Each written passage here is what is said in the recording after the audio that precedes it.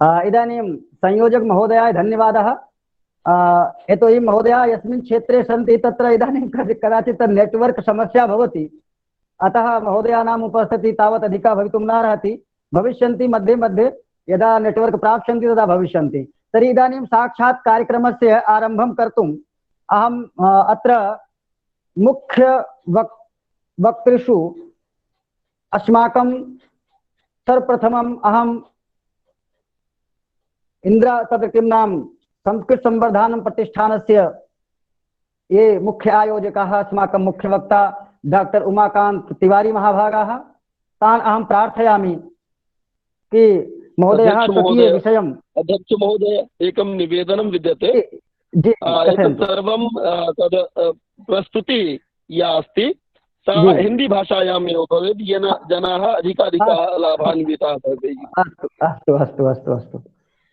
इदानीं महोदयस्य निवेदनमस्ति संयोजक महोदयस्य कि जनानां सौविध्यार्थम् अस्माकं यथा डॉक्टर उमाकांत तिवारी महाभागाः स्वकीय विषयं प्रस्तोष्यन्ति।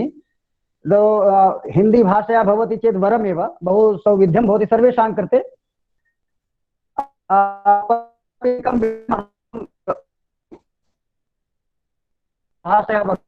अतः मध्ये मध्ये संस्कृतम् आगच्छति, तदर्थं सर्वे अपि स्वयमेव अहमेव निवेदनं करोमि कि तदर्थं तथा न स्वीकरणीयः। महोदयः हिंदी संस्कृतं मेलयित्वा वदिष्यन्ति। प्रायतः महोदयानाम् अभ्यासः संस्कृतेनैव अस्ति, अतः संस्कृत हिंदी भाषाद्वयमपि प्रयोगं करिष्यन्ति इति निवेदनमस्ति। हाँ महोदय, डॉक्टर उमाकांत तिवारी महाभागाः। जी महोदय, भवान् अनम्यूट् भवतु।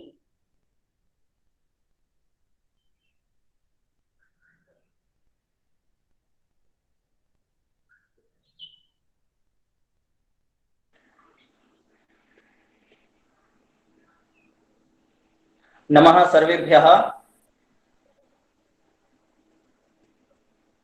श्रूयते? आमां श्रूयते श्रूयते महोदय, उच्यताम्। तर्हि अहं संस्कृतेन सरलसंस्कृतेन वदामि, मध्ये मध्ये हिंदी भाषायाम् अपि वदामि।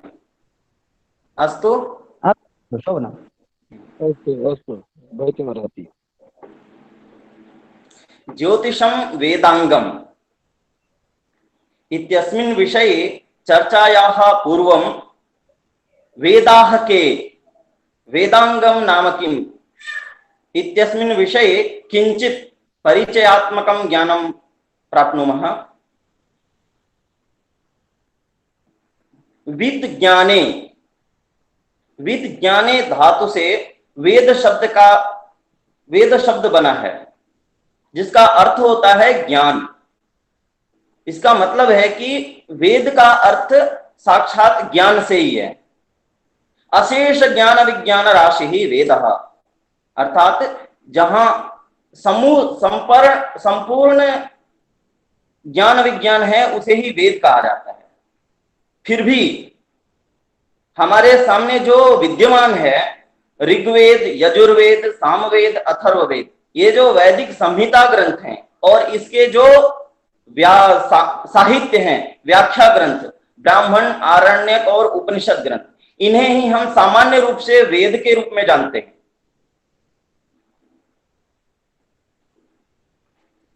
इन वेदों में संपूर्ण ज्ञान विज्ञान निहित हैं। फिर भी इन वेदों का मुख्य जो उद्देश्य है वह है श्रौत कर्म, स्मार्त कर्म इत्यादि जो हमारे सामान्य कर्म होते हैं। आधुनिक भाषा में बोले तो लौकिक कर्म, सामाजिक कर्म, आध्यात्मिक कर्म, ये संपूर्ण ही कर्म वेदों के मुख्य उद्देश्य हैं।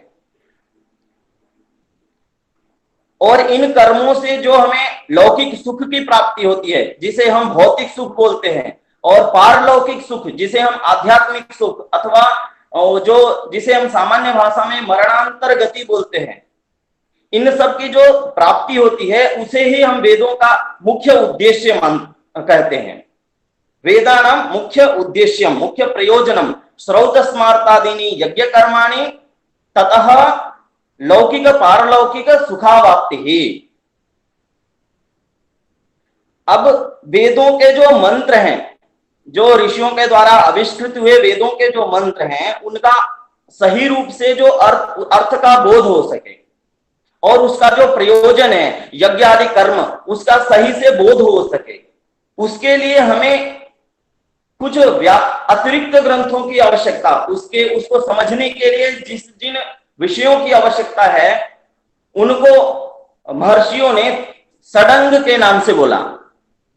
6 अंग, वेदों के 6 अंग, जिनको समझ लेने के बाद हमें वेदों के रहस्य का ज्ञान हो जाता है और उससे हमें जो वेद का प्रतिपादन है, प्रयोजन है, उसकी सिद्धि सरलता पूर्वक हो जाती है। उन 6 अंगों को हम वेदांग बोलते हैं। वो वेदांग कौन कौन से हैं? शिक्षा, कल्प, व्याकरण, निरुक्त, छंद और ज्योतिष।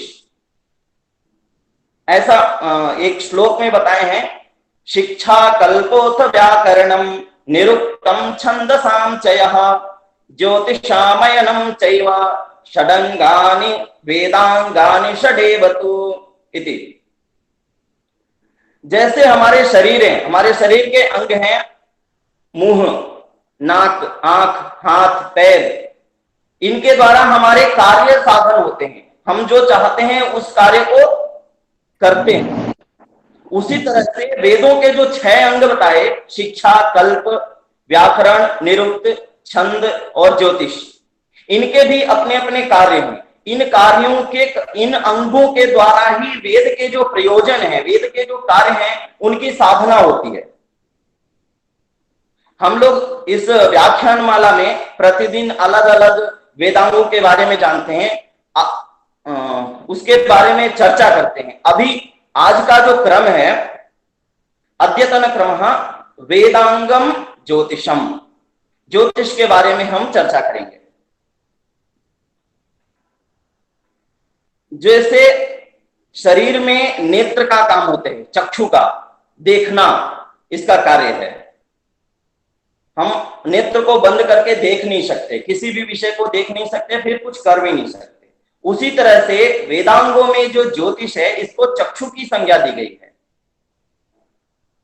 अर्थात जो वेदों का प्रतिपादन है, वेदों का जो प्रयोजन है, उसको करने के लिए जो दृष्टि की जरूरत होती है, वह ज्योतिष है। वो कैसे होती है, उसके बारे में हम जानते हैं, देखते हैं। वेदस्य प्रयोजनम तो यज्ञादि कर्म पुनः उचिते काले क्रियमाणेन कर्मणा एव तस्य कर्मणः फलम लभ्यते। जब हम कोई कार्य उचित समय पर करते हैं तो उसका फल मिलता है। उदाहरण के रूप में हम देखते हैं, जो प्रावृट काल करते हैं, प्रावृट काल मतलब वर्षा ऋतु के पहले जब हम शाल्नी धान्यों का रोपण करते हैं, तभी वह शरद ऋतु में जाकर के धान्य के रूप में हमें प्राप्त होता है। यदि हम ग्रीष्म ऋतु में अथवा वसंत ऋतु में धान्य का रोपण कर देते हैं तो वह ग्रीष्म ऋतु में सूख जाएगा, फिर वो धान्य नहीं प्राप्त होगा। इसलिए धान्य के आरोपण के लिए उचित काल प्रावृट काल है। उस काल का ज्ञान हमें ज्योतिष शास्त्र के द्वारा ही होता है। उसी तरह से रात में हम सूर्यार्घ्य दें, सूर्यार्घ्य मतलब सूर्य को जल चढ़ाएं। रात में जब हम सूर्य को जल चढ़ाएंगे तो सूर्य के द्वारा जो हमें ऊर्जा मिलने वाली होगी वो रात के सूर्यार्घ्य से नहीं होगी। इसलिए उचित काल का ज्ञान हमें जरूरी है। प्रातः काल, सूर्योदय काल, उस समय सूर्यार्घ्य देने से हमें उसका जो फल होता है वो प्राप्त होता है। उसी तरह अन्य भी यज्ञ कर्म जितने हैं वो उचित काल में करने पर ही उसका फल मिलता है। इसलिए जो वेदांगों में ज्योतिष है उसको वेदांग के रूप में गणना किया गया, क्योंकि ज्योतिष जो है वो काल का नियामक होता है, काल का बोधन करता है। इसलिए वेदांग ज्योतिष एक ग्रंथ है जो वेदांगों के जैसे सभी वेदों के अलग अलग ग्रंथ हैं वेदांग नाम से। उसमें लगद आचार्य बोलते हैं, वेदा ही यज्ञार्थम अभिप्रवृत्ताः कालानुपूर्व्या विहिताश्च यज्ञाः तस्मादिदं काल विधान शास्त्रम यो ज्योतिषम वेद स वेद यज्ञान। मतलब कि जो वेद है वो यज्ञ कार्य के संपादन के लिए, वेदों का जो प्रयोजन है वो यज्ञ कार्य का संपादन, और जो यज्ञ कार्य होता है वह काल के बिना नहीं होता है, उचित काल में ही किया जाता है। और उस काल का बोध जो होता है वह ज्योतिष शास्त्र के द्वारा होता है। इसलिए जो ज्योतिष शास्त्र को सही से समझ लेता है, जो काल शास्त्र को समझता है, वही वेद को समझ पाया, ऐसा बोला जाता है। नारद संहिता में ऐसे इसके बारे में बोलते हैं, भगवान नारद बोलते हैं, सिद्धांत संहिता होरा, ये तीन ज्योतिष के तीन अंग बताए हैं। सिद्धांत संहिता होरा, सिद्धांत है जिसमें ग्रहों की गणना की जाती है, संहिता है जिसमें जो उसका फल है, जो मुहूर्त ज्ञान है, किस मुहूर्त में क्या करना है, तथा जो ग्रहों की गति है उसके द्वारा धरती पर, पृथ्वी पर, मानवों पर क्या प्रभाव पड़ेगा, वह संहिता। और होरा, होरा तो व्यक्तिगत फलादेश के लिए होता है कि किसी जातक का जन्म किस लग्न में, किस मुहूर्त में अथवा किस समय में हुआ, उसका क्या फल है, उसका होरा बोला है। इसलिए तीन स्कंध हैं ज्योतिष शास्त्र के। तो नारद ने बोला सिद्धांत संहिता होरा रूपम स्कंधत्रयात्मकम वेदस्य निर्मलम चक्षुः, ये तीन जो नेत्र बताए, तीन रूप बताए हैं, ये वेद के नेत्र रूप हैं। ज्योतिष शास्त्रम अकल्मषम विनय तद अखिलम श्रौतम स्मार्तम कर्म न सिद्ध्यति। ये बोला है कि नारद ने कहा ज्योतिष शास्त्र के बिना, ज्योतिष शास्त्र के ज्ञान के बिना स्रोत और स्मार्त कर्म नहीं सिद्ध होते हैं। मतलब स्रोत कर्म का संपादन नहीं हो पाता, स्मार्त कर्म का भी संपादन सही से नहीं हो सकता। तस्मात् जगद्धिता येदम ब्रह्मणा निर्मितम पुरा, प्राचीन काल में ब्रह्मा ने इस ज्योतिष शास्त्र को दिया, निर्माण किया, ज्योतिष शास्त्र का निर्माण किया। ये ज्योतिष शास्त्र क्या है, फिर इसके बारे में हम समझते हैं, जो जिसके बारे में हम अभी चर्चा कर रहे हैं कि वेदांग है, इसके बिना स्रोत स्मार्त कर्म नहीं हो सकते, वो ज्योतिष क्या है। तो बोलते हैं पहले तो द्युत धातु है, द्युत मतलब होता है प्रकाश, द्युत द्योतने धातु, इसमें प्रत्यय आदि के निर्माण से ज्योतिष शब्द बनता है। ज्योतिष का मतलब होता है प्रकाश, सामान्य अर्थ में ज्योतिष का अर्थ प्रकाश होता है। और जब हम शास्त्र की भाषा में बोलते हैं तो जो सूर्य चंद्र आदि नक्षत्र ग्रह हैं और नक्षत्र हैं, इन सभी को ज्योतिष, संस्कृत में ज्योति, इस शब्द से हम बोधन करते हैं। ज्योतिषाम अयनम, जब इसके बारे में हम अभी देख रहे थे तो इसका जो वेदांगों के निरूपण में बोला था ज्योतिषाम अयनम चक्षुः, मतलब कि ज्योतिषों का ग्रह नक्षत्रादिकों का जिससे गति स्थिति का ज्ञान होता है उसे ही हम ज्योतिष शास्त्र कहते हैं, वही वेद का चक्षु है। तो ग्रह नक्षत्रों की गति स्थिति का जिससे ज्ञान होता है और उनकी गति स्थिति के द्वारा हम काल का विभाजन करते हैं कि कौन सा काल कैसा है, कौन सा शरद ऋतु है, वसंत ऋतु है, इसका गणना करते हैं। 6 ऋतुओं का, 1 वर्ष का, मास का, अभी इसके बारे में हम चर्चा करेंगे। इसका जब हम ग्रह नक्षत्रों के गणना के द्वारा जिस शास्त्र के द्वारा प्राप्त करते हैं उस शास्त्र को ज्योतिष शास्त्र कहते हैं। द्युत द्योतने धातु हो ईसुन प्रत्यय योगात ज्योतिष शब्द तथा अच प्रत्ययत्वात् ज्योतिष इति शब्द निष्पद्यते। ज्योतिष शब्द निरंतर प्रकाशमानानां ग्रह नक्षत्रादि पिंडानां कृते प्रयुक्तः अस्ति। ज्योतिष शब्द वेदांग ज्योतिष में इसके बारे में जब लगधाचार्य बोलते हैं काल ज्ञानम प्रवक्ष्यामि लगधस्य महात्मनः ज्योतिषामयनम पुण्यम, यहां भी बोला ज्योतिषामयनम। वेदांग ज्योतिष में ज्योतिष शास्त्र को ज्योतिषामयनम शास्त्रम ऐसे बोला है, जिससे ज्योतिषामयनम का मतलब जिससे ग्रह नक्षत्रादि नाम ज्योतिषाम अयनम नाम गति स्थित्यादि नाम ज्ञानम भवति तत्शास्त्रम ज्योतिष शास्त्रम अथवा ज्योतिषामयनम शास्त्रम प्रवक्ष्याम्यनुपूर्वशः विप्राणां सम्मतं लोके यज्ञ कालार्थ सिद्धये यज्ञादीनां प्रतिपादनार्थं यः कालः अपेक्षितः भवति तस्य कालस्य साधनं ज्योतिषामयनम इत्यनेन ज्योतिषशास्त्रेण संभवति, अतः तस्मिन् विषये वेदांग ज्योतिषे निरूपयति। अत्र कालं यदा वदामः कालः, तर्हि कालः इत्यनेन कः भावः इति उच्यते। कालः तु दर्शनभाषायां तु कालः तु अखण्डः भवति, एकः एव भवति, कालः एकः इत्येव दर्शनशास्त्रे उक्तमस्ति।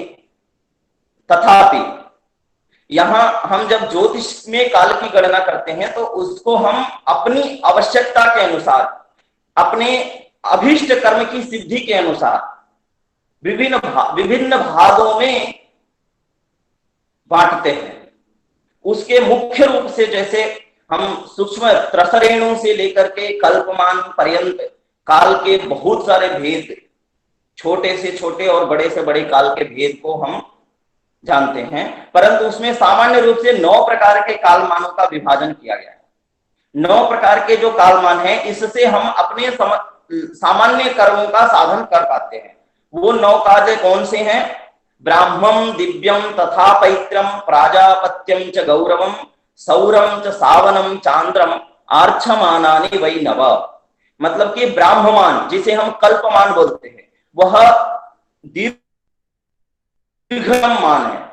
उसमें एक ब्रह्मा के जन्म से लेकर के ब्रह्मा के दिन से लेकर के और ब्रह्मा के रात तक का वर्णन होता है। वह कल्प होता है जिसके बाद में ब्रह्मा के रात होते ही वह संपूर्ण चराचर जगत लय हो जाता है। तो वह दीर्घ कालमान है, ब्राह्ममान। उसी तरह दिव्यमान होता है। दिव्यमान का मतलब होता है जहां हम जैसे देवताओं के दिन रात का विभाजन करते हैं। जब उत्तरायण सूर्य उत्तरायण को जाता है, वहां से हम कहते हैं कि देवताओं का दिन आरंभ हो गया।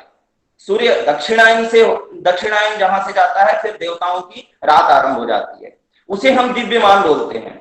मतलब एक वर्ष में सूर्योदय के उत्तरायण से लेकर के और दक्षिणायन, यह जो काल है, इसमें देवताओं का दिन और रात होता है। इसे हम दिव्यमान कहते हैं। यह हम सूर्य की गणना से जानते हैं। सूर्य की गति के द्वारा इस कालमान को हम समझ पाते हैं। उसी तरह पैत्रमान है। पैत्रमान को समझने के लिए हमें चांद्रमान को समझना जरूरी होता है। चांद्रमान को समझते कैसे हैं कि जब सूर्य और चंद्रमा के बीच में जो 12 अंश का अंतर होता है, वह एक तिथि होती है, जिसे हम प्रतिपदा, द्वितीया, तृतीया कहते हैं। इसी तरह से 360 अंश का अंतर हो जाता है। 12 अंश में एक अंतर, एक तिथि का अंतर, एक तिथि होता है 12 अंश के अंतर में। इस तरह से जब 360 अंश हो जाता है, मतलब कि चंद्रमा और सूर्य के बीच में 360 अंश का अंतर होकर सूर्य और चंद्रमा एक ही साथ आ जाते हैं, तब अमावस्या तिथि हो जाती है। इस तरह हम चांद्रमान का ज्ञान कर पाते हैं। इसी चांद्रमान में चंद्रमा के जब शुक्ल पक्ष और कृष्ण पक्ष, ये 2 भेद होते हैं। 180 अंश सूर्य और चंद्रमा के बीच 180 अंश का जब अंतर होता है, तब वहां से पुनः कृष्ण पक्ष आरंभ हो जाता है। अब इसमें जब हम ये चांद्रमान को समझ लेते हैं, तो इस मान के अनुसार ही पितृमान का निर्धारण होता है। पितृमान जो होता है वह सामान्यतया अष्टमी से, शुक्ल पक्ष की अष्टमी से कृष्ण पक्ष की अष्टमी और कृष्ण पक्ष की अष्टमी से शुक्ल पक्ष की अष्टमी, इस अर्ध भाग में दिनों रात होता है पितरों का। इसे पितृमान कहा जाता है। इसी तरह से गौरवमान हम देखते हैं। गौरवमान जो होता है वह 1 वर्ष का होता है। गुरु बृहस्पति का एक राशि में संचरण काल जो होता है, उसे गौरवमान कहते हैं, जिसे हम संवत्सर के नाम से जानते हैं। संवत्सर का परिवर्तन हो जाता है प्रायः चैत्र मास के आसपास से संवत्सर का परिवर्तन होता है। वह 1 वर्ष गुरु के एक राशि का में स्थिति का काल होता है। 1 वर्ष बाद गुरु बृहस्पति ग्रह परिवर्तित राशि परिवर्तन में परिवर्तित हो जाता है, उसे ही गौरवमान कहा जाता है। सौरमान होता है। सौरमान सूर्य का ही मान होता है, जिसे हम संक्रांति कहते हैं। मकर संक्रांति, कुंभ संक्रांति, मीन संक्रांति, इस सौरमान के आधार पर ही ऋतुओं का निर्धारण होता है। जैसे मीन मेषयोः वसंतः, ऐसे बोला। मीन राशि में और मेष राशि में जब सूर्य रहता है तब वसंत ऋतु होता है। उसी तरह आगे वृष राशि और मिथुन राशि में जब सूर्य का संक्रमण होता है तो उस समय ग्रीष्म ऋतु रहता है। मिथुन और कर्क राशि में जब सूर्य रहता है तब वर्षा ऋतु होता है। इस तरह दो दो राशियों के संक्रमण से ऋतुओं का परिवर्तन होता है। और जब सूर्य एक राशि में रहता है, मतलब मेष राशि में सूर्य रहेगा, तो वह सौरमान में मेष का मास होता है।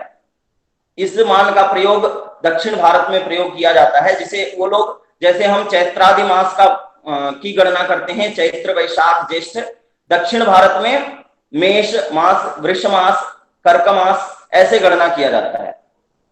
तो यह सौरमान होता है। ऋतुओं का परिवर्तन सौरमान से होता है। अयन भी, जब उत्तरायण और दक्षिणायन हम सामान्य रूप से जानते हैं, जब मकर राशि में सूर्य जाता है तो मकर संक्रांति होती है और वहां से उत्तरायण आरंभ हो जाता है। तो इससे हम सौरमान से अयन का और ऋतुओं का और वर्ष का भी, एक वर्ष हुआ, इसका भी ज्ञान किया जाता है।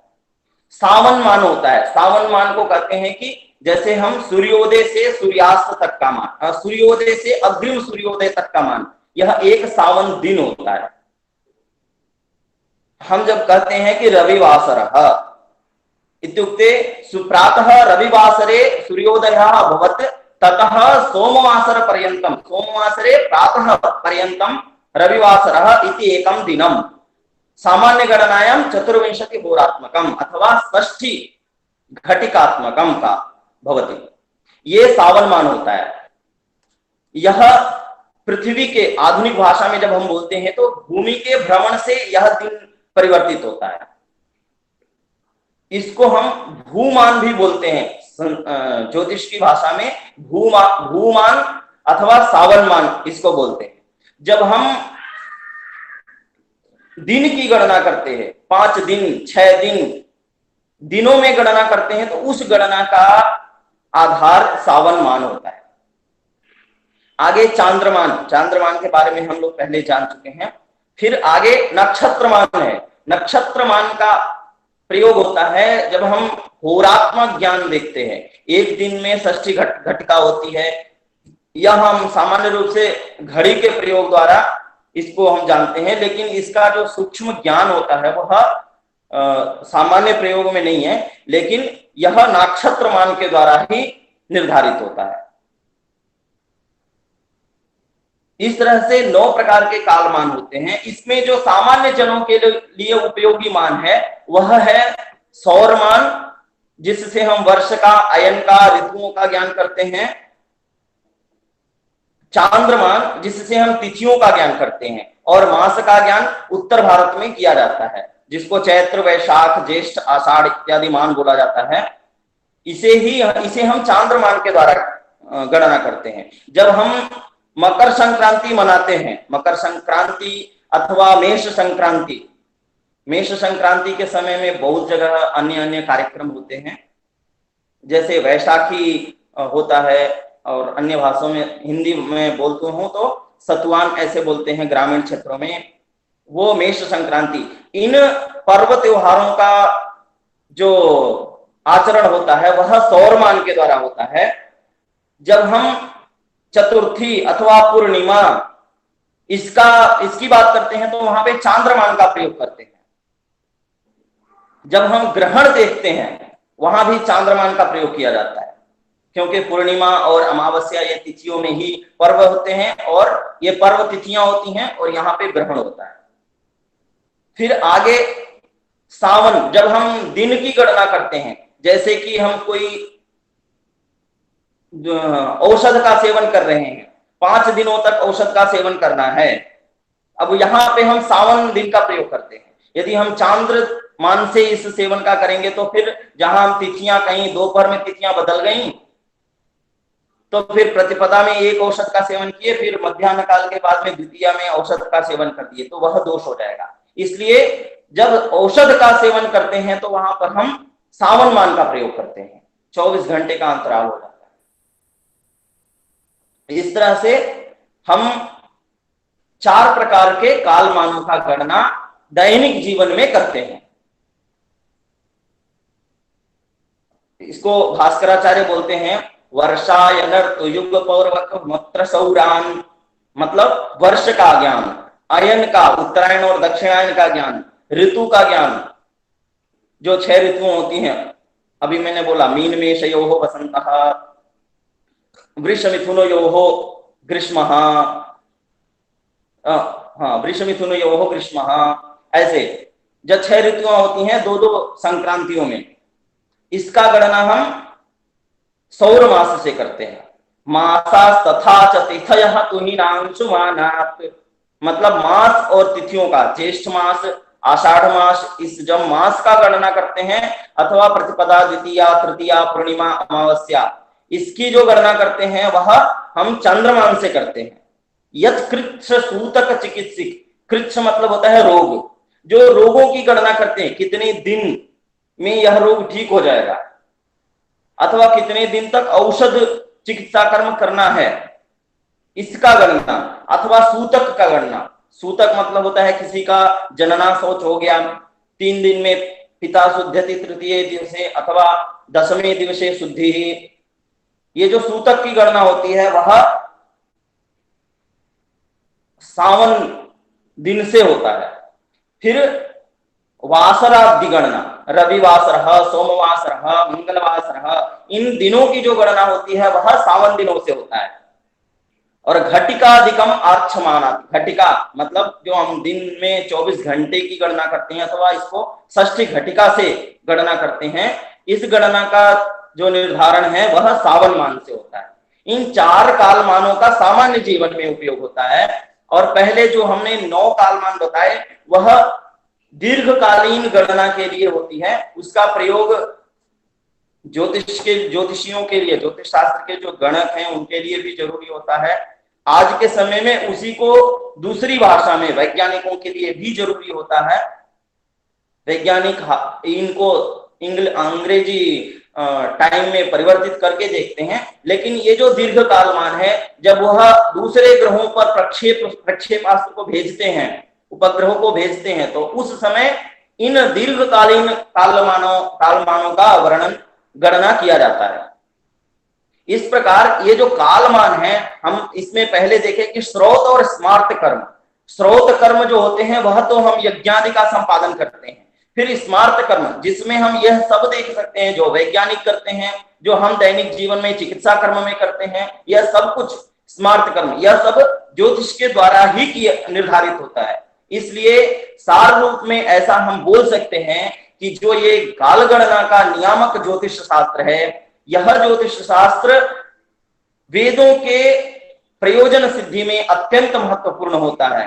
काल की गणना, काल के बिना तो कोई कार्य सिद्ध नहीं होता, क्योंकि उचित काल में ही कार्यों का संपादन उचित फलदायी होता है। इतना कर करके हम इस वेदांग ज्योतिष का और काल ज्ञान बोधक ज्योतिष शास्त्र का विषय प्रतिपादन करके अपनी वाणी को विराम देते हैं। नमस्ते, धन्यवाद। इदानीं डॉक्टर उमाकांत तिवारी महोदयेन सम्यक् प्रतिपादितं ज्योतिषशास्त्रस्य सामान्यपरिचयः, ज्योतिषशास्त्रस्य अस्माकं जीवने कीदृशी उपादेयता वर्तते, कथं समाजे तस्य उपादेयत्वं वर्तते इति सर्वं सम्यक्तया महोदयः प्रतिपादितवान्। अतः तदर्थं महोदयाय धन्यवादः। अस्मिन्नेव क्रमे वक्ता तथैव अस्माकं मित्रं डॉक्टर शैलेश तिवारी महाभागाः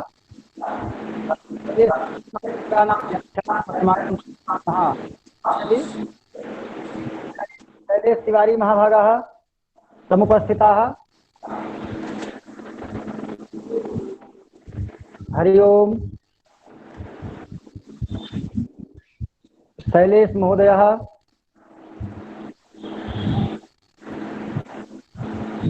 हरि ओम। कदाचित् अस्ति तु इदानीम् आगतः आसीत्, इदानीमेव आसीत्। शैलेश महोदय,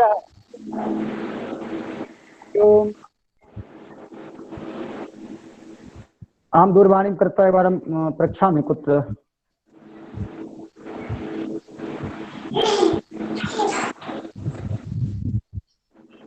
महोदय आगच्छन्तु, भवतां क्रमः इदानीं प्रचलति।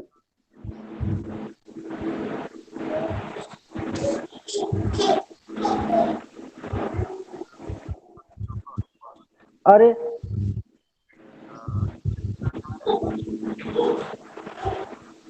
एवं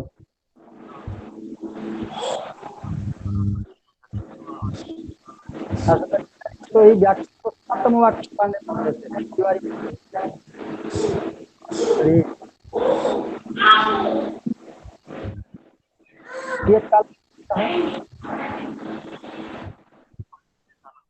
अस्तु अस्तु। इदानीं महोदयैः सह वार्ता अभवत्, नेट्वर्क् प्राब्लम् अस्ति, यतः सम्पर्कः न भवति। तर्हि महोदय वदति 5 निमेषानन्तरम् अहं प्राप्नोमि। तर्हि 5 निमेषाः यथा अस्माकं ये प्रतिभागिनः सन्ति, उमाकान्त तिवारी महाभागेन यथा प्रतिपादितं, तत्र यदि कश्चित् किमपि समाधानं यच्छति, प्रश्नं कर्तुम् इच्छति चेत् वक्तुं शक्नोति। तावत् 5 निमेषाः यावत्, अधिकः कालः न, 5 निमेषाः यावत् अस्ति। भवन्तः यदि किमपि प्रश्नं कर्तुम् इच्छन्ति चेत् एकः एकः कृत्वा प्रश्नं कुर्यात् इति।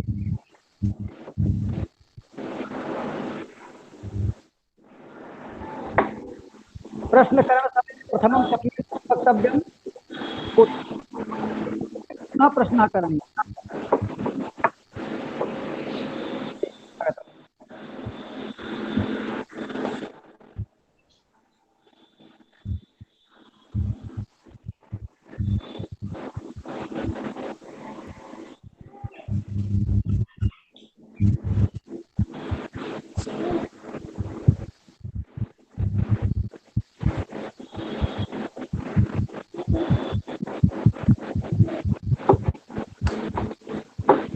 मन्ये सर्वे अपि प्रतिभागिनः सम्यक्तया अवगतवन्तः, अतः प्रश्नः अस्ति इति कदाचित्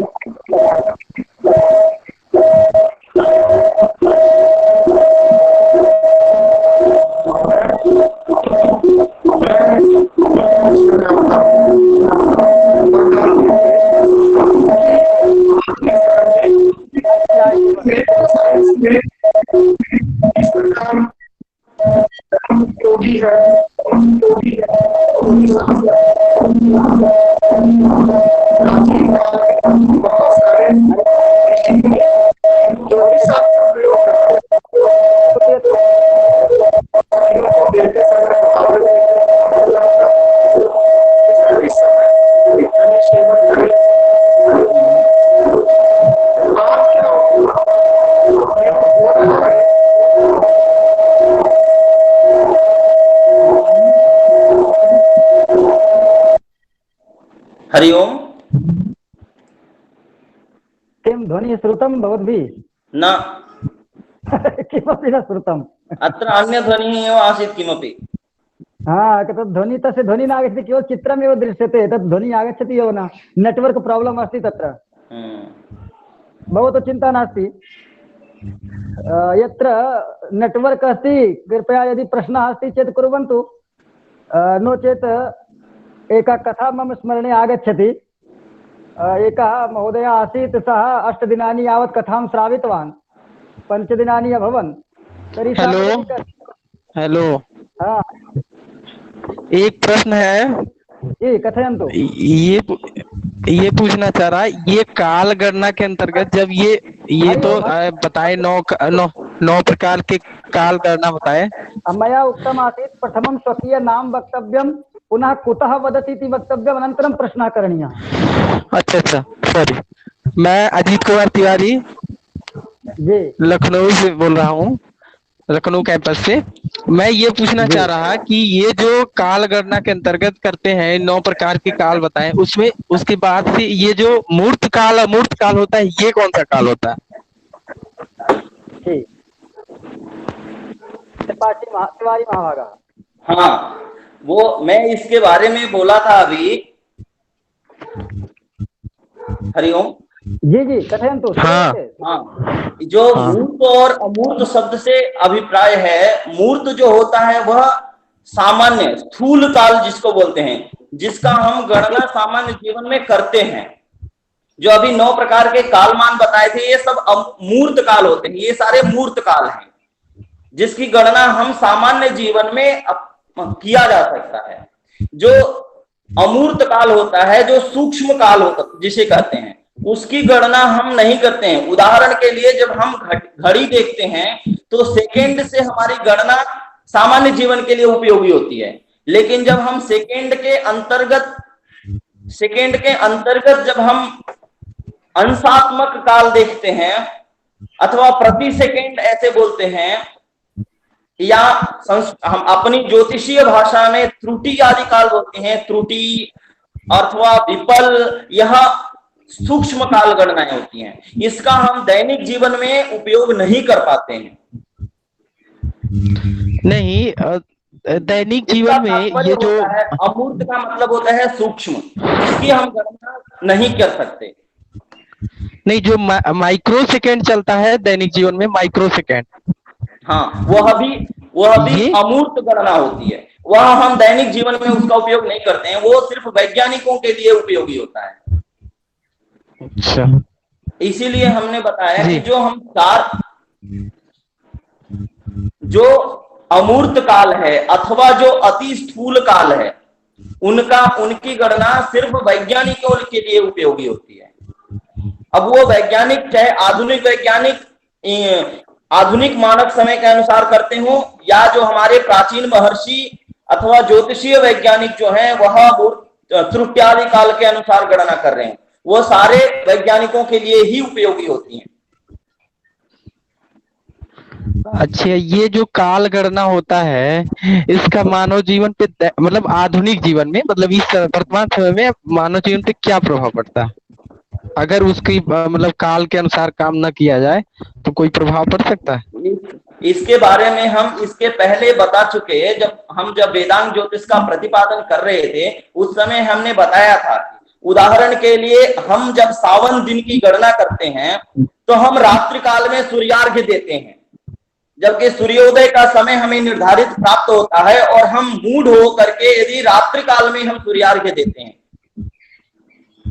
तो उसका फल तो नहीं मिलेगा।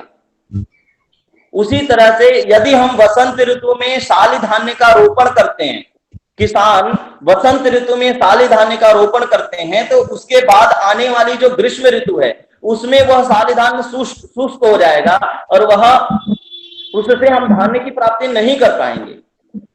इसलिए हम प्रावृत ऋतु में शाली धान्यों का आरोपण करते हैं, और शरद ऋतु में उससे धान्य की प्राप्ति होती है। इसलिए उचित काल में कृषि कर्म और जो हम संध्यादि कर्म होता है उसका भी हम उचित काल में करके ही उसका प्रत्यक्ष लाभ देख पाते हैं। अस्तु महोदय, इदानीं भवतां प्रश्नानाम् उत्तरं प्राप्तं भवद्भिः। इदानीम् अस्मिन्नेव क्रमे अस्माकं शैलेश तिवारी महाभागाः समागताः सन्ति, अतः महोदयानां व्याख्यानं भवेत् इदानीं। तो शैलेश तिवारी महाभागाः निवेद्यन्ते यत् स्वकीय व्याख्यानं प्रस्तुवन्तु इति। शैलेश तिवारी महाभागाः। हरि ओम। हरि ओम। शैलेश तिवारी महाभागाः इदानीं विरजिताः सन्ति, ध्वनिः न गच्छति किम्? हरि सर्वेभ्यो नमः। जी नमो नमः महोदय। क्षम्यतां किञ्चित् विलम्बेन समुपस्थितो अस्मि।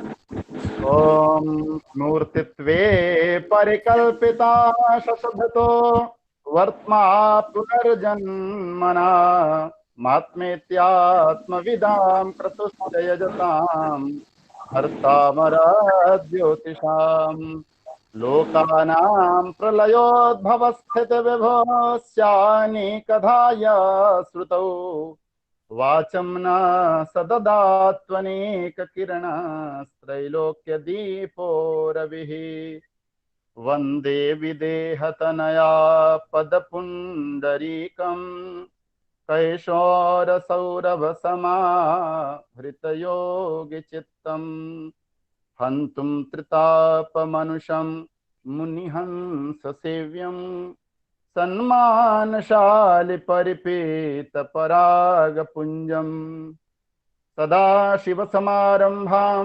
शङ्कराचार्यमध्यमाम् अस्मदाचार्यपर्यन्तां वन्दे गुरुपरम्पराम्। परमादरणीयाः संस्कृत जगत इति प्रतिष्ठानद्वारा समायोजितायाम् अन्तर्जालीय राष्ट्रीय संगोष्ठ्याम् अस्य संस्थानस्य अध्यक्षाः परम सुहृदाः डॉक्टर प्रमोद कुमार शुक्लवर्याः, आयोजकः श्रीमन्तः अनिरुद्ध मुनि पाण्डेयवर्याः, अस्य कार्यक्रमस्यास्य संयोजकत्वेन विराजमानाः श्रीमन्तः डॉक्टर विवेकानंद पाण्डेय वर्याः, अस्माकं परम सौभाग्यात् दिल्लीतः मित्राणि डॉक्टर उमाकांत तिवारी वर्याः, कलिंग प्रदेशात् श्रीमन्तः शत्रुघ्न पाण्डेय वर्याः, एवञ्च परम श्रद्धाः श्रीमन्तः प्रदीप चंद्र ढोढियाल महाशयाः एवं अन्य सर्वे श्रोतृबान्धवाश्च। महता प्रमोदस्य अवसरोऽयं वर्तते यत् अस्मिन् विपरीतकाले शास्त्रचर्चा प्रचलिता वर्तते। अस्यां चर्चायां ज्योतिषवेदांगस्य सामान्यपरिचयः इति विषयमवलम्ब्य किञ्चित् निवेदनं प्रस्तौमि।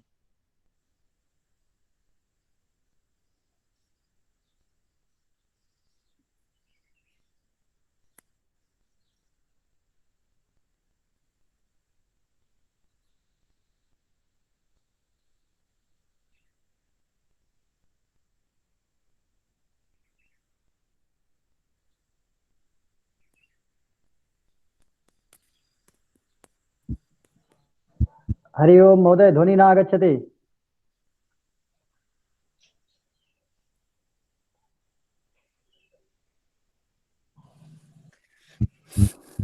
हरि ओम महोदय, भवतां ध्वनि न आगच्छति।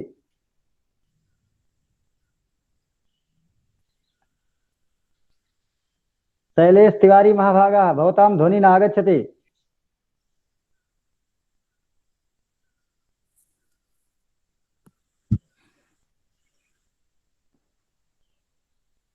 हरि ओम हरि ओम। कदाचित् महोदयः पुनः लेफ्ट् अभवत् इति मन्ये। नेटवर्क प्रॉब्लम्स कदाचित् बाधते।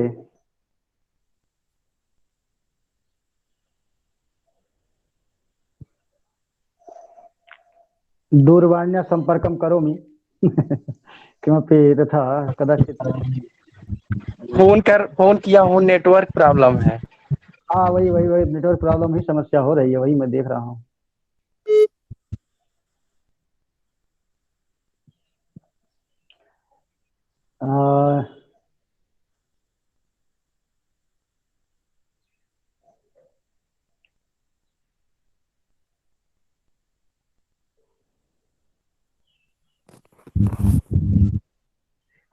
महोदय, ध्वनि आपकी आ नहीं रही है, बिल्कुल लेफ्ट हो गया लगता है।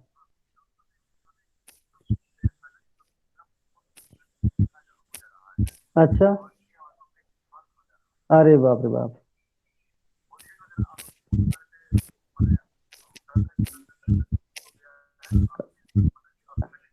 अरे बाप रे, ये तो बड़ी समस्या कर दिया फिर तो क्या करें फिर नहीं, शत्रुघ्न जी अभी ऐसा हुआ, शत्रुघ्न जी से बात हुई थी तो ये हुआ कि वो भी किसी कारणवश जुड़ नहीं पाए आज।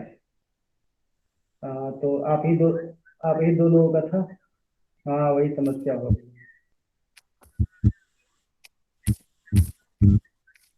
हाँ हाँ हाँ, अच्छा,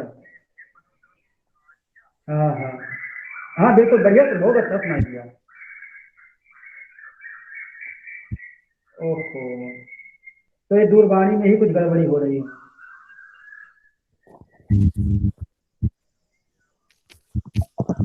जबकि हम लोग चला रहे हैं, देखिए हमारे लोग का मोबाइल बिल्कुल बिल्कुल ठंडा पड़ा है, कोई मतलब नहीं। हाँ हाँ, वो नहीं होगा, नहीं चालू होगा, नहीं चालू होगा। हाँ, नहीं चालू होगा वो। तो क्या करें फिर, अब कार्यक्रम आगे बढ़ा दें?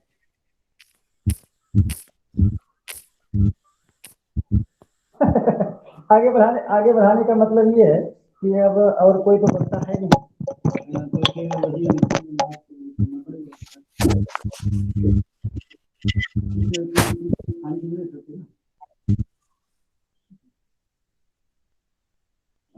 अच्छा अच्छा ही नहीं लगेगा। हाँ, वही वही वही, तो क्या करें, लास्ट करें फिर, लास्ट करें फिर, हैं?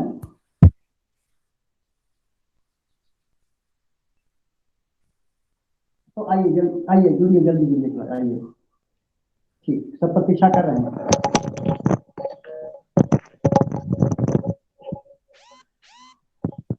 हरिओम। हेलो। अभी बात हो गई है, बस उनका थोड़ा मोबाइल जो है अचानक स्विच ऑफ हो गया और दूसरे मोबाइल से जुड़ रहे हैं, 2 मिनट थोड़ा लग जाएगा। उनका मोबाइल जो है अचानक स्विच ऑफ हो गया बीच में, तो इसलिए वो दूसरे मोबाइल से जुड़ रहे हैं। 2 मिनट थोड़ा प्रतीक्षा दीजिए, समय दीजिए, बस तुरंत जुड़ रहे हैं। मेरी ध्वनि प्राप्त हो रही है आप लोगों को? हरिओम। जी गुरु जी। मेरी ध्वनि मिल रही है? जी गुरु जी। आ रही है आवाज, हाँ, आपकी ध्वनि आ रही है, ठीक श्रूयते। ठीक ठीक है, ठीक है। शैलेश तिवारी जी बस 2 मिनट में आ रहे हैं, क्योंकि उनका मोबाइल स्विच ऑफ हो गया है, दूसरे मोबाइल से जुड़ रहे हैं।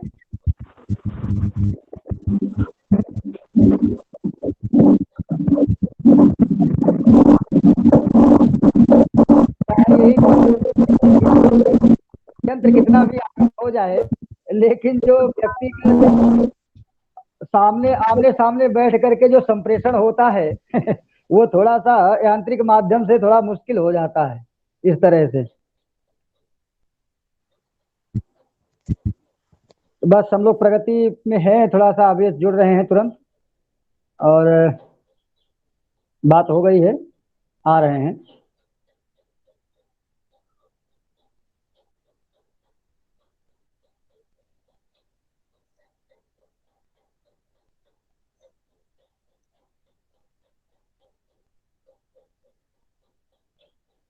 किम नाम? विवेकानंद पांडे जी, संयोजक महोदय। संयोजक महोदय, मम ध्वनिं शृण्वन्ति वा?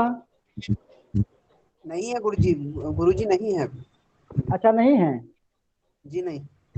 अच्छा, तो उनके यहाँ भी नेटवर्क हमें लगता है चला गया। जी जी, उन्होंने आपने शुरू में ही बोला था। हाँ, कहा था नेटवर्क कि जो है कुछ समस्या है, तो शायद चले गए होंगे, फिर नहीं हो गए। जी जी जी। गुरुजी आपकी एक कथा रह गई गुरुजी, तब तक कथा जी। अच्छा अच्छा, हमारी कथा रहेगी, क्या कथा सुना दें क्या? जी, जब तक कुछ ना कुछ होता रहे। चलिए, जब तक आ रहे हैं शैलेश तिवारी, तब तक हम अपनी कथा पूरी कर देते हैं। आप लोगों को ये कथा मैंने सुनाई थी शुरू में, जी तो जी उसमें जी। जी गुरु कथा जी। ये थी कि अभी जब मैंने कहा कि आप लोग कोई प्रश्न करिए, तो आप लोगों की तरफ से कोई प्रश्न आया नहीं, तो इसलिए वो कथा याद आ गई। तो उस कथा में ये था कि एक पंडित जी महाराज जो है कथा कर रहे थे एक गांव में। तो उस गांव में क्या हुआ, 4-5 दिन बीत गया, कोई ना प्रश्न कर रहा है, ना कोई कुछ, मतलब शंका समाधान कुछ हो ही नहीं रहा है। तो पंडित जी को लगा कि कदाचित या तो मेरी सारी बात समझ पा रहे हैं भाई, या तो समझ पाएंगे तो प्रश्न होगा, और कुछ नहीं, और या तो बीच में होंगे तो प्रश्न होगा, या तो कुछ नहीं समझ पा रहे हैं, या तो पूरा समझ जा रहे हैं, तो प्रश्न नहीं होगा। तो क्या हुआ कि जो है, एक दिन फिर उन्होंने सोचा कि अगर कल कोई प्रश्न नहीं करेगा, यदि कोई शंका समाधान नहीं करेगा, शंका नहीं करेगा, तो हम चले जाएंगे, फिर नहीं सुनाएंगे। तो दूसरे दिन प्रभु की कृपा से क्या हुआ कि एक व्यक्ति जब प्रसाद वरसाद बट गया, सब हो गया, तो एक व्यक्ति आया और सुना रहे थे गीता का महात्म्य। तो गीता के महात्म्य सुनाए कि जो है मतलब भगवान जो है वत्स है और उपनिषद ये सब मतलब उपनिषद जो है वो गाय है। तो दो घा गो वंदना यही पंक्ति चलती थी। तो जब प्रसाद हट गया तो एक व्यक्ति आया, कहा पंडित जी मेरी एक सेवा है। कहा भैया गुरुजी आपकी आवाज कट रही है गुरुजी। नहीं तो मैं कल चला जाता। गुरुजी आपकी आवाज कट रही है। मेरी आवाज कट रही है। आपका ईयरफोन वो हेड, हाँ जी जी थोड़ा सा पास लेंगे जी। तो उन्होंने कहा कि आज आपने मुझे बचा लिया, नहीं तो मैं कल चला जाता, क्योंकि आप नहीं करना तो चला जाता। तो आपका प्रश्न क्या है बताइए। तो और नहीं है, लेकिन बीच में तो गधों की बात करते थे वो कौन थे? तो उसमें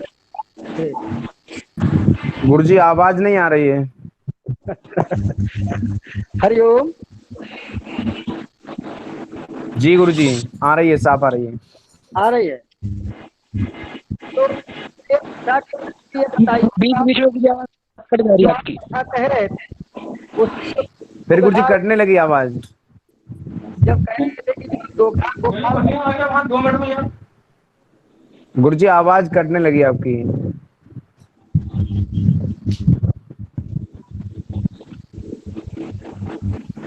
तो उन्होंने कहा दो गधे।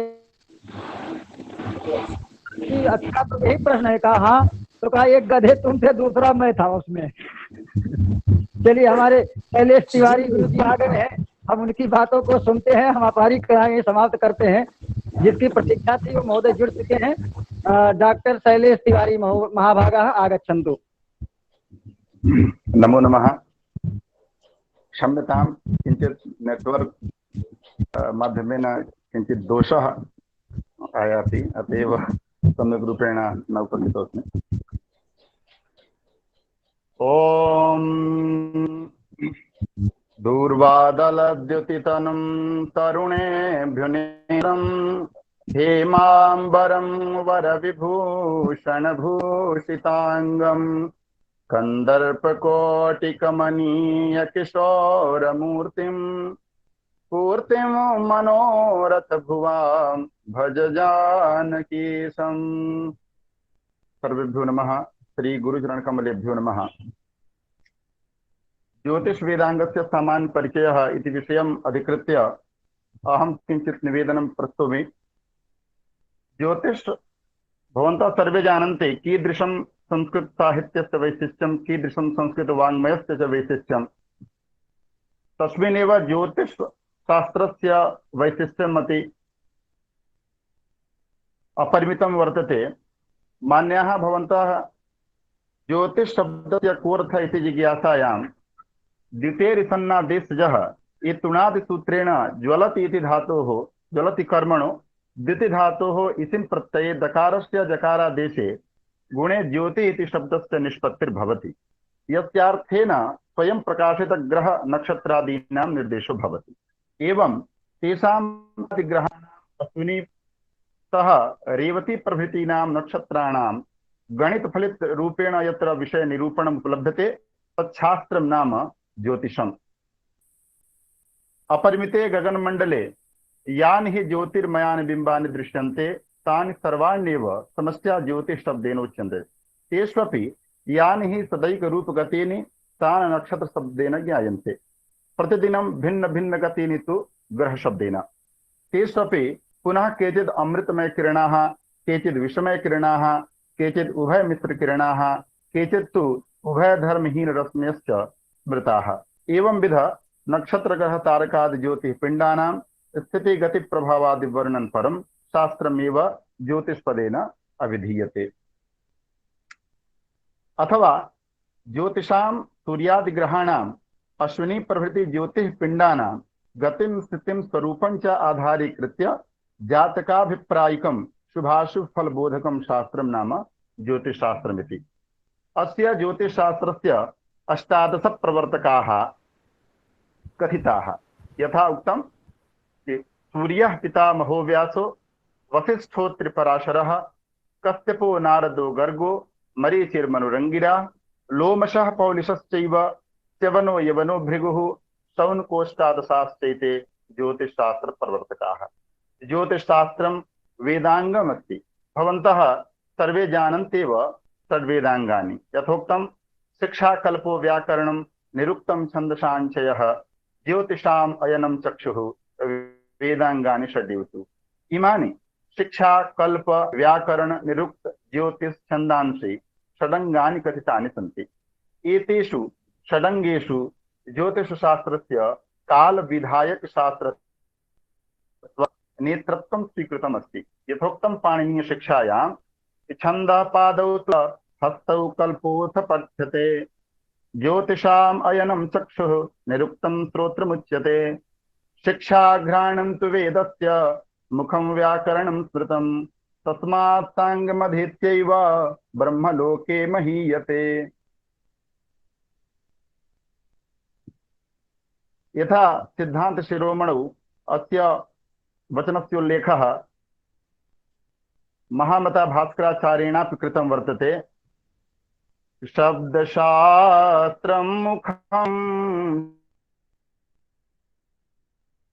ज्योतिषं चक्षुषी श्रोत्रमुक्तं निरुक्तं च कल्पकरौ या तु शेक्षास्य वेदस्य सा नासिका पादपद्मद्वयं छन्दयाद्यैर्बुधैः। अर्थात वेद पुरुषस्य पादं छन्दशास्त्रं वर्तते, कल्पशास्त्रं भुजाद्वयं, ज्योतिषशास्त्रं चक्षुः, निरुक्तशास्त्रं कर्णस्वरूपं, शिक्षाशास्त्रं घ्राणरूपं, व्याकरणशास्त्रं वेदपुरुषस्य मुखे नैव ज्ञायते।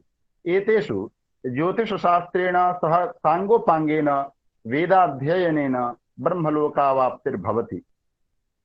अपि च ज्योतिषशास्त्रं महन् महत्वाधायकं शास्त्रं।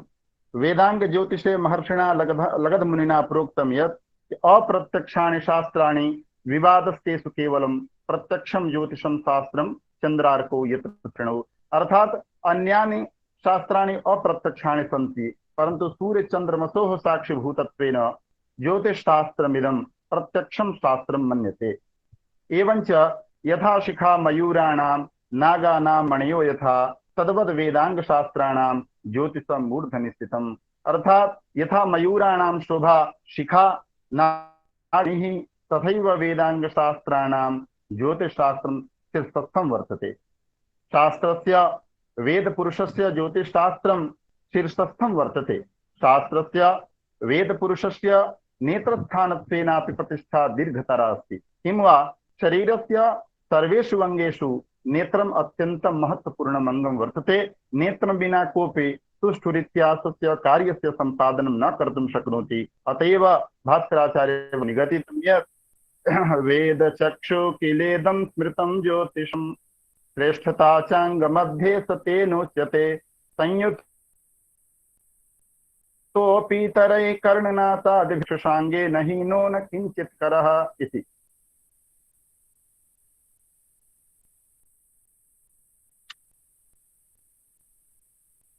अस्माकं भगवान् मनुः वेदोऽखिलो धर्ममूलं स्मृतिशीले च तद्विदाम् आचारस्यैव साधूनाम् आत्मनस्तुष्टिरेव च यः कश्चित् कस्यचित् धर्मो मनुना परिकीर्तितः स सर्वोभिहितो वेदे सर्वज्ञानमयो हि सः। भवन्तः जानन्त्येव भारतीया संस्कृतेः मूलाधारो वेद एव। वेदाः सर्वज्ञानराशयः। वेदेनैव स्वधर्मस्य सदाचारस्य च ज्ञानं सम्यक्तया प्राप्यते। अस्माकं पारिवारिकी सामाजिकी वैज्ञानिकी दार्शनिक विचारधाराणां स्रोतांसि वेदा एव सन्ति। तथा च सर्वा भारतीया विद्याः वेदेभ्यः प्रसूताः सन्ति। वाक्येऽस्मिन् नास्ति काचित् विप्रतिपत्तिः।